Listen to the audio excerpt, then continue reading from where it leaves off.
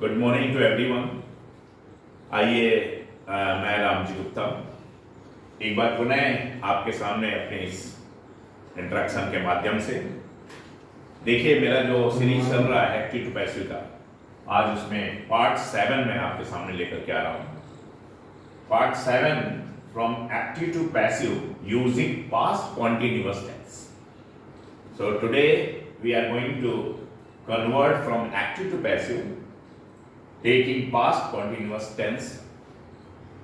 So देखिए there are 5 sentences which are written over here in the same manner and pattern. The first one is affirmative, the second one is negative, the third one is type 1 interrogative, the fourth and fifth they are type 2 interrogative. Type 2 interrogative using one is using who, the other one is which pen. So there are 5 sentences. Now I am all set to convert these sentences from active to passive. तो आइए देखिए ये कला है धीरे धीरे विकसित होगी आपके संज्ञान में जब आप इसको निरंतर इस पर अभ्यास करेंगे। और मेरा 45 वर्षों का जो अनुभव है मैं आपके साथ शेयर कर रहा हूँ इंग्लिश पढ़ाने का। तो आइए I was teaching him well, मैं आपको अच्छी तरह से कंसेप्चुअली क्लियर करता हूं कि how to convert from active to passive. देखिए फिर again the same system is required to be adopted. आप हर वर्ड की पहले पार्सिंग करें, पार्सिंग करना सीखें। पार्सिंग मीन्स हर वर्ड कैसे फंक्शन कर रहा है उसको उसकी जगह बताना, वो कैसे फंक्शन कर रहा है उसको पहचानना। जैसे आई यहां पर है प्रोनाउन। प्रोनाउन आप जानते हैं जो नाउन के स्थान पर प्रयोग होते हैं वो प्रोनाउन कहलाते हैं। सब्स्टिट्यूटिंग वर्ड्स उसका जो एक डेफिनेशन है। तो आई यहाँ पर सब्जेक्ट के रूप में काम कर रहा है और प्रोनाउन है। आगे बढ़िए, वॉज जो है ये हेल्पिंग वर्ब है किस टेंस में? पास्ट कॉन्टिन्यूअस टेंस में। मेन वर्ब की फर्स्ट फॉर्म में आईएनजी ये मेन वर्ब है, ये मेन वर्ब आ गया टीच। अब आइए नेक्स्ट, जैसा ऑब्जेक्ट ढूंढने का सेम सिस्टम टीचिंग में लगाइए व्हाट या हूं। जो व्हाट के जवाब में आएगा अगर वो नॉन लिविंग चीज आता है तो डायरेक्ट ऑब्जेक्ट, और हूं के जवाब में अगर कोई व्यक्ति आता है, लिविंग चीज आती है तो वो आपका इनडायरेक्ट ऑब्जेक्ट। तो देखिए हूम लगाने से आ रहा है teaching whom, I was teaching whom या हूम वॉज आई टीचिंग, किसको मैं पढ़ा रहा था? The answer comes him. Him यहां पर जो है ऑब्जेक्ट, ये ऑब्जेक्ट है और प्रोनाउन है। जैसा कि आपको पता है कि सब्जेक्ट और ऑब्जेक्ट जो है नाउन या प्रोनाउन हो सकते हैं। Noun, pronoun, gerund. जिरंड जो वर्ब की फर्स्ट फॉर्म में आई जो नाउन के रूप में काम करते हैं। तो नाउन और प्रोनाउन और gerund they can act as subject और ऑब्जेक्ट इन ए सेंटेंस। तो ऑब्जेक्ट मिल गया। अब आगे देखिए ये क्या है, ये इस वर्ड को डिफाइन किया जाए कि नॉर्मली बच्चों में क्या होता है, पीछे जो वर्ड है उसको उठा करके आगे ले आइए एक्टिव से पैसिव। नो, पीछे देखिए ये वेल जो है किसका मॉडिफायर है? ये वर्ब का मॉडिफायर है, तो ये एडवर्ब हो गया। ये एडवर्ब हो गया कि आई वाज टीचिंग हिम, तो हाउ के जवाब में मैंने बताता कि किस तरह से हम पढ़ाए, तो एडवर्ब है ये वेल। तो इस तरह से ये डिफाइन करने के बाद now let us start converting it into passive voice. Him को यहां ही आ जाएगा, ही वाज, ही के साथ वाज और being, he was being taught, TAUGHT, he was being taught, उसको पढ़ाया जा रहा था। अब वेल जो है ये मॉडिफायर है, आप लोग कर लीजिए।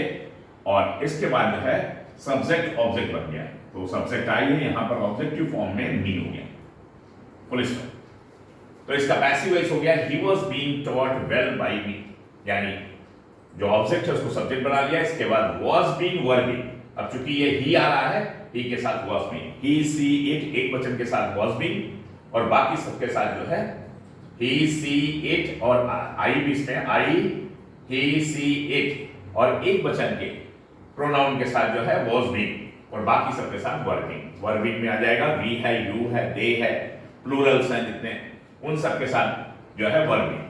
तो यहां पर was being ही के साथ। और वर्ब की थर्ड फॉर्म टी स्टॉट डॉट एडवर्ब आ गया वेल और फिर बाई लगा करके सब्जेक्ट ऑब्जेक्ट बन गया। तो मेरे ख्याल से आपको क्लियर हो गया होगा। पहला sentence I was teaching him well, मैं उसे अच्छी तरह से पढ़ा रहा था। The passive comes he was being taught well by me, उसे मेरे द्वारा अच्छी तरह से पढ़ाया जा रहा था. Tense will be the same of both the sentences, whether it is in active voice or passive voice. Now let us move further. In the second sentence, negative sentence, they were not playing cricket in the evening. वे लोग शाम के समय cricket नहीं खेल रहे थे. अब देखिए फिर डिफाइन करिए. Same analogy. सब्जेक्ट प्रोनाउन है, दे प्रोनाउन है, प्लूरल नंबर में सब्जेक्ट है. वर्ब दे के साथ वर्ब लगा हुआ है, ये हेल्पिंग वर्ब है. नॉट बताया, ये एडवर्ब ऑफ निगेशन है, मॉडिफायर के रूप में एडवर्ब है, और ये मेन वर्ब है. तो ये जो है पूरा हेल्पिंग वर्ब मेन वर्ब का ये पैनल हो गया विद नॉट, नॉट के साथ. अब आइए प्लेइंग व्हाट. व्हाट या हूं के जवाब में, तो व्हाट के जवाब में आ रहा है, यानी व्हाट के जवाब में आ रहा है. तो ये क्रिकेट जो है आपका ये ऑब्जेक्ट हो गया, और ये आपका जो है डायरेक्ट ऑब्जेक्ट है क्योंकि नॉन लिविंग कंसेप्ट है. तो दे वर प्लेइंग व्हाट, या what were they not playing, ऐसे क्वेश्चन कर लीजिए क्या नहीं खेल रहे थे. The answer comes cricket. तो क्रिकेट जो है ये जो नाउन है ये आपका ऑब्जेक्ट हो गया. और कब? इन the evening. In the evening एक साथ ये फ्रेज है. इन प्रीपोजिशन है, द डेफिनेट आर्टिकल है, इवनिंग नाउन है, लेकिन तीनों जो है एडवर्बियल फ्रेज के रूप में काम कर रहे हैं. मॉडिफाई करें किसको? वर्ब को. So they were not playing cricket. When? At what time? तो द आंसर कम्स. किस समय? डे के किस भाग में? इन द इवनिंग, शाम के समय. तो ये जो है आपका एडवर्बियल फ्रेज ऑफ टाइम है या पीरियड है. तो they were not playing cricket in the evening. तो इवनिंग में कंफ्यूज मत होइए कि इवनिंग को उठा लिया क्या. ये पूरा फ्रेज है. फ्रेज PHRASE फ्रेज माने शब्द समूह जो मॉडिफायर के रूप में काम कर रहा है, वर्ब को मॉडिफाई कर. क्रिकेट जो है उठ करके आएगा ऑब्जेक्ट क्रिकेट. क्रिकेट उठा लिया क्रिकेट. अब क्रिकेट सिंगुलर है तो was. Cricket was not negative है, नॉट बीइंग. बीइंग वो वर्ब की थर्ड फॉर्म प्लेइंग. प्लेइंग. और जो मॉडिफायर है वो एज इट इज उतार लीजिए, जो फ्रेज फॉर्म में है, वर्बियल फ्रेज फॉर्म में है, इन द इवनिंग. और देन बाई पोर्शन. तो बाई के बाद जो दे जो है यहां per them, THEM them. Please. So cricket was not being played in the evening bye them. Cricket was not being played नहीं खेला जा रहा था इन द इवनिंग में शाम के समय, बाय देम उनके द्वारा. तो क्रिकेट उनके द्वारा शाम के समय नहीं खेला जा रहा था. और एक्टिव वॉइस था, they were not playing cricket in evening. वे लोग इवनिंग में क्रिकेट नहीं खेलते. So both the sentences are having the same tense, past continuous tense, और ये एक्टिव वॉइस और ये passive voice. Now let us come to the third one. Interrogative sentences को थोड़ा ध्यान से देख लीजिए. टाइप 1 इंट्रोगेटिव सेंटेंस है पास्ट कंटीन्यूअस का. तो जो हेल्पिंग वर्ब है इन्वर्जन होकर के आगे आ गया है.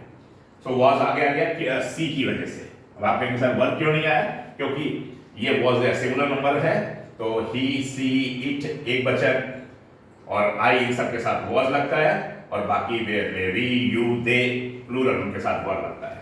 तो वाज आगे आ गया. क्या? अब हिंदी इसकी क्या से? Was she doing her work. तो डिफाइन करिए. ये हेल्पिंग वर्ब इन्वर्जन होकर के आगे आया है. ये प्रोनाउन है जो एज ए सब्जेक्ट काम कर रहा है. डूइंग मेन वर्ब है, और आपका हर वर्क ये हर पजेसिव फॉर्म में एडजेक्टिव के रूप में काम कर रहा verb. So was she doing her work. ये नाउन फ्रेज कह लीजिए इसे. ये नाउन फ्रेज हो गया जो ऑब्जेक्ट के रूप में काम कर रहा है. ये ऑब्जेक्ट आपका डिफाइन हो गया. और ये रेगुलरली एडवर्ब है, मॉडिफायर है. एडवर्ब है, मैनर बता रहा है, एडवर्ब ऑफ मैनर. तो was she doing her work. Regular क्या है? अपना काम नियमित रूप से कर रही थी. तो नियमित रूप से ये एडवर्ब है. एलवाई लगा हुआ. ऐसे भी रेगुलर एडजेक्टिव होता है, उसमें एलवाई लगा करके जो है एडवर्ब बनाया जाता है. तो ये आपका जो है एक एक वर्ड को डिफाइन हो गया. अब इसको उठा लीजिए आप. वाज या वर आगे आना चाहिए. किस लिए? नया सब्जेक्ट के लिए. नया सब्जेक्ट क्या आ रहा है? वर्क. तो वर्क भी सिंगुलर नंबर में है, तो watch. Was her work. Her work अपना अपना जो है ये हर जो है पजेसिव जो फॉर्म में वर्क नाउन है, पूरा ये नाउन फ्रेज यूज करके आएगा. नया subject. Now it is the new subject. Was her work. Then being you verb में लगाइए, और वर्ब की third form done. Do verb थी, मेन वर्ब, तो done. Was her work being done. क्या उसका काम किया जा रहा था? रेगुलरली अपनी जगह प्लेस कर लीजिए. मॉडिफायर अगेन, और फिर बाई पोर्शन. बाई के बाद बाई प्रीपोजिशन है. प्रीपोजिशन के बाद सी का जो है objective form her, and then sign of introduction. So was her work being done. क्या उसका काम किया जा रहा था रेगुलरली, नियमित रूप से बाई हर उसके द्वारा. तो एक्टिव था, was she doing her work regularly, क्या वह अपना काम नियमित रूप से कर रही थी, लड़की है, फैमिली जेंडर में है, और वॉज पैसिव वॉइस में वॉज हर वर्क, क्या उसका काम बीइंग डन किया जा रहा था रेगुलरली, नियमित रूप से बाई हर, उसके द्वारा। अब आइए let us move the fourth one और फिफ्थ वन थोड़ा ध्यान से देख लीजिए, ये थोड़े से ट्रिकी इंट्रोगेटिव हैं, इसलिए मैं इस फॉर्म को हर बार आपको एक्सप्लेन कर रहा हूं हर टेंस में। आइए आज पास्ट कॉन्टिन्यूअस टेंस में इसी फॉर्म को फिर समझते हैं। Which pen was he using in the exam? ये जो इंट्रोगेटिव सेंटेंसेस होते हैं ये टाइप 2 कहलाते हैं, इनको डिफाइन करिए। Which pen, कौन सा पेन, ये पूरा लीजिए। अब ये जो which pen वाला ये फ्रेज फॉर्म कह लीजिए, ये दोहरा फंक्शन कर रहा है, ये इंट्रोगेटिव जो वर्ड का है ये दोहरा फंक्शन कर रहा है, ये इंट्रोगेटिव वर्ड भी और साथ साथ ये ऑब्जेक्ट है। आप कहने समझिए, हम कैसे जानेंगे ये ऑब्जेक्ट है। Which pen, अब इसका आंसर थी which pen was he using in the exam। मान लीजिए ऐसा क्वेश्चन किया जा रहा तो कोई आंसर देगा कि he was using his red pen या his black pen या his genius pen या Parker pen in the exam। तो जो Parker pen, genius pen, red pen, कहां आंसर में आ रहा है? ऑब्जेक्ट के ऊपर, इसलिए ये ऑब्जेक्ट के रूप में काम कर रहा है। ये आंसर है, ये लॉजिक है जानने का। तो which pen जो है इंट्रोगेटिव वर्ड भी फाइनल है और साथ साथ ऑब्जेक्ट हो गया, और ये was जो है ये हेल्पिंग वर्ब है। पास्ट कॉन्टिन्यूअस का ही प्रोनाउन है जो सब्जेक्ट के रूप में काम कर रहा है, प्रोनाउन है। यूजिंग जो है मेन वर्ब है, और in the exam again phrase, ये फ्रेज की एनालॉजी आप समझिए, ये इन द एग्जाम में इन प्रीपोजिशन है, द आर्टिकल, एग्जाम नाउन, लेकिन तीनों मिलकर के ये एडवर्बियल फ्रेज का काम कर रहे थे। क्या कर रहा है एडवर्बियल फ्रेज का काम, कैसे कर रहा है, कैसे जानेंगे कि सर ये एडवर्बियल फ्रेज है। Which pen was he using, तो यूजिंग व्हेन, चाहे व्हेन लगाइए या वेयर लगाइए, कहां पर यूज करने की बात हो रही है? इन द एग्जाम, एग्जाम के में या एग्जाम के समय है तो ये adverbial phrase of time, exam में है तो एडवर्बियल फ्रेज ऑफ प्लेस हो जाएगा। तो बेसिकली ये वही एग्जाम के समय कौन सा पेन यूज कर रहा था या एग्जाम में कौन सा पेन यूज कर रहा था, तो वो आपका एडवर्बियल फ्रेज हो गया। ये आपका सोइंग, चाहे आप समझ लीजिए एग्जाम में परीक्षा के दौरान समय तो टाइम हो गया। अब आइए हमारा उद्देश्य है इसको पैसे बनाना। ऑब्जेक्ट हुए तो पीछे तो ऑब्जेक्ट है, एडवर्बियल फ्रेज है, तो ऑब्जेक्ट कहां पर है? यही which pen। अगर ये चीज आप डिफाइन नहीं कर पाएंगे तो आपके लिए मुश्किल होगा इसका passive voice banana. which pen जो है यहां पर ऑब्जेक्ट की तरह से काम कर रहा है, तो इसी को सब्जेक्ट बना दिए, which pen को सब्जेक्ट बना दिया। सब्जेक्ट आगे भी रखा जाता है और दोहरा फंक्शन, ये सब्जेक्ट भी बन गया which pen, और इंट्रोगेटिव वर्ड तो ही है। टाइप 2 इंट्रोगेटिव सेंटेंस से चल रहे हैं तो इंट्रोगेटिव वर्ड या इंट्रोगेटिव वर्ड हो गया या फ्रेज कह सकते हैं, दो शब्द हो गया। तो अब फ्रेज जो इंट्रोगेटिव फॉर्म में काम कर रहा और साथ साथ ये सब्जेक्ट भी गया, which pen, कौन सा पेन। अब जब ये सब्जेक्ट हो गया तो हेल्पिंग वर्ब, मेन वर्ब साथ साथ आ जाएगा पूरा पैटर्न। वॉज, पेन सिंगुलर है, वाज बीइंग यूज्ड, वर्ब की थर्ड फॉर्म। तो which pen was being used, कौन सा पेन जो है was being used, प्रयोग किया जा रहा था। इन द एग्जाम के दौरान या एग्जाम में, किसके द्वारा? अब बाई है, बाई और ही का है, साइन ऑफ इंट्रोगेशन। तो ये this is the passive voice. which pen was he using in the exam, which pen was being used, कौन सा पेन प्रयोग किया जा रहा था इन द एग्जाम में, बाई ही माने उसके द्वारा। मेरे ख्याल से आपको क्लियर हो गया होगा कंसेप्चुअली ये sentence. Now let us move further. इसमें वही चीज है कि which pen जो है जो ऑब्जेक्ट के रूप में भी काम कर रहा है, इसी को समझना था, जिसको हमने सब्जेक्ट बना लिया पैसिव बनाने के लिए। जब ये सब्जेक्ट हो गया तो सेंटेंस के स्ट्रक्चर में क्या चेंजेस आएंगे? हेल्पिंग वर्ब, मेन वर्ब का जो पैनल है पूरा ये एक साथ आ जाएगा। तो was being used जो है ये एक साथ लिख दिया जाएगा, और उसके बाद जो है ये आपका फ्रेज हो गया, एडवर्बियल फ्रेज, और फिर आपका जो है ये ऑब्जेक्ट हो गया। बाय हिम जो है प्रीपोजिशन के बाद ऑब्जेक्टिव फॉर्म में आ गया। अब आइए let us move to the next one, fifth one, और हु वाला। हु का विशेष रूप से जो है सीख लीजिए। Who was helping you last year, पिछले साल आपकी कौन मदद कर रहा था? तो कौन, who interrogative word as well as subject. Who का दोहरा फंक्शन है, was helping verb, was helping verb, और ये है was आपका, और हेल्पिंग जो है ये मेन वर्ब, मेन वर्ब। इसके बाद हेल्पिंग whom के जवाब में you are object. Pronoun object के रूप में, इनडायरेक्ट ऑब्जेक्ट व्यक्ति है, और लास्ट ईयर एडवर्बियल फ्रेज है। लास्ट ईयर आपका एडवर्बियल फ्रेज है शोइंग टाइम या duration. So who was helping you last year, पिछले साल आपकी मदद कौन कर रहा था। अभी आपको क्लियर हो गया, ऑब्जेक्ट यू है और हु जो है सब्जेक्ट है, तो इसको बाय हूम करके ऑब्जेक्ट बनाएंगे, लेकिन पीछे न रख करके आगे क्यों रखेंगे, क्योंकि वो इंट्रोगेटिव वर्ड भी है, तो ये बाय हूम, हु का जो है बाय हूम, हु जो सब्जेक्ट है पीछे ले गए बाय हूम, लेकिन चूंकि वो इंट्रोगेटिव वर्ड भी है तो आगे आ गया, तो बाय हूम आपका जो है आ गया।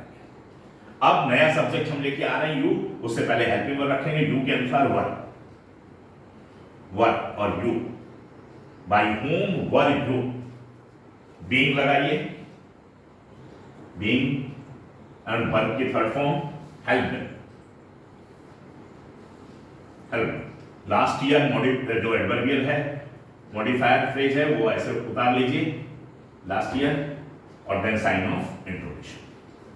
आपके सर इधर बाई वाला तो आ चुका है, बाई वाला पोर्शन, बाई हूं, पीछे ना रख करके आपने आगे क्यों रखा उसे, क्योंकि ये इंट्रोगेटिव वर्ड भी है, ऑब्जेक्ट भी बना लेकिन इंट्रोगेटिव वर्ड, तो हु का हूम ऑब्जेक्ट बना लेकिन वो इंट्रोगेटिव वर्ड होने की वजह से आगे आ गया। तो bye whom were you being helped last year, पहला था एक्टिव वॉइस में who was helping you last year, आपको पिछले साल आपकी मदद कौन कर रहा था, यहां है बाय हूम किसके द्वारा, वर यू बीइंग हेल्प्ड, आपकी मदद हो रही थी लास्ट ईयर, पिछले साल किसके द्वारा, पिछले साल आपकी मदद हो रही थी। So this is the passive voice, by whom were you being helped last year. I think all five will be clear to you. The first one, I was teaching him well, मैं उसे अच्छी तरह से पढ़ा रहा था, passive, he was being taught well by me. The second negative में जो, they were not playing cricket in the evening, cricket was not being played in the evening by them. Third one, was she doing her work regularly, was her work being done regularly by her, and which pen was he using in the exam, which pen was being used in the exam by him, and the last one, who was helping you last year, by whom were you being helped last year. मेरे ख्याल से आपको clear हो गया होगा, from active to passive using past continuous tense, all five. Thank you very much. I would be bringing next video in this series, that is going to be the part 8. Till then, thank you very much.